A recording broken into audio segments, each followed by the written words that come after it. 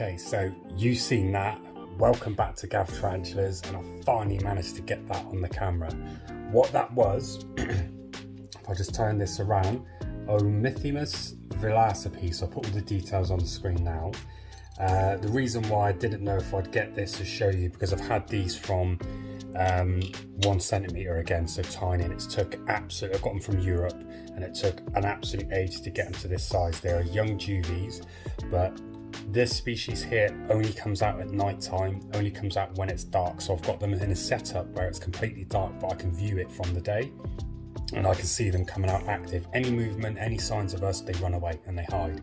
But as they're getting bigger, they're starting to stay out more. They start off burrowing in the bottom, and I do the same with these. I keep these absolutely dry as well. I give them water dishes, and I give a little bit of moisture in the enclosure, just sprayed on the top every week to every 2.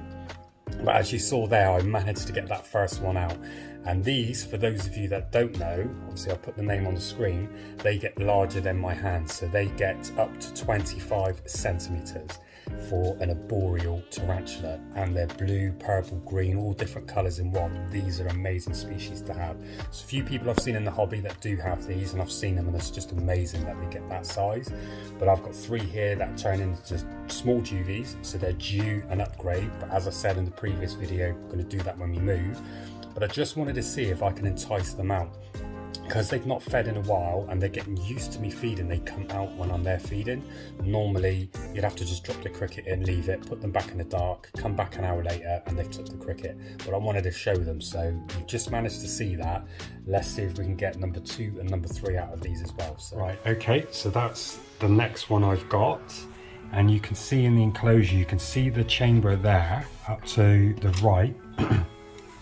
Just there where he or she is living, and they use this chamber here, and then they've got one that comes up around the back. I'm thinking of trying this one here first with the cricket, see if we can entice this up. I want to try and get them out, and if I can hold on to it for a second, then you can see. So let's crack on with that. But I don't know if we can get that again, but we'll try.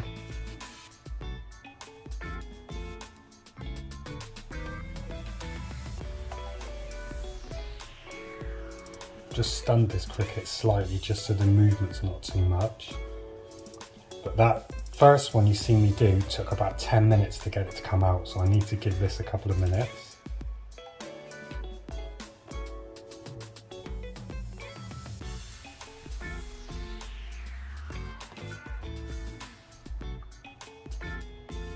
Okay, what we've done is I've just changed tack a little bit, because I can see it but you can't yet, so I know it's at the bottom entrance. So I'm just going to try and entice it from this point. I can now see that it's starting to move, so we'll slow down and see if we can give you a good shot of it here. Oh, there we go. You had movement, it takes a while. If you can see that at the bottom, come on, please, please, please. Whoa, that was too quick for me there, but you can see that is a small juvenile. They managed to cram themselves in such a small space, and they're a lot bigger than what they actually are, but you can't tell until they come out. But nighttime, they just sit here. See where they've webbed everywhere, but there's a point here which isn't webbed, but all the edges are. She has her feet, he or she has her feet, toes, on the edges of where all the web is for movement, and then anything that moves, it just strikes, but it literally just sits here. All 3 of them do the exact same thing. But there we go, so you've seen the second one. We'll give this a little bit of water.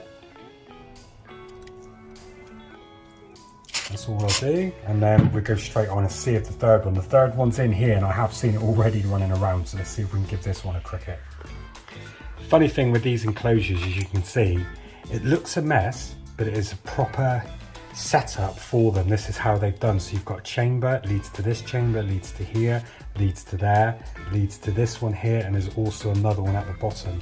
But it's amazing what, this is the last hole she's bored out, but if you can see the new one here, it's been bored out. I don't know if you can see it on the camera, but she's expanded it even wider, and that's a giveaway sign when your spider's getting larger. They start fanning out the hole and excavating and making it wider for themselves. So this one here, I believe, is the biggest one out of these 3 that I've got, but I think this one's a male because it's leggier and it's growing quicker. So let's see if it was just running across here a second ago, so let's just see if I can get this one out. Sorry if the camera's moving, but I need to focus off the camera.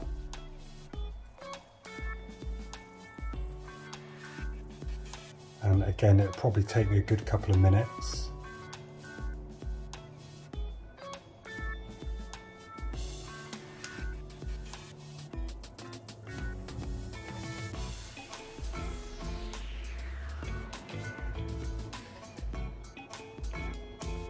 Oh.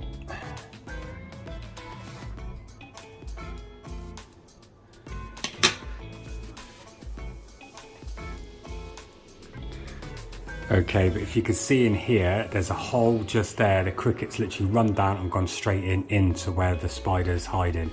It's actually built up a hole and a den inside the substrate and goes up to here. It's about this big, that spider, so it's about 2 inches, but it doesn't look like it in this smaller enclosure.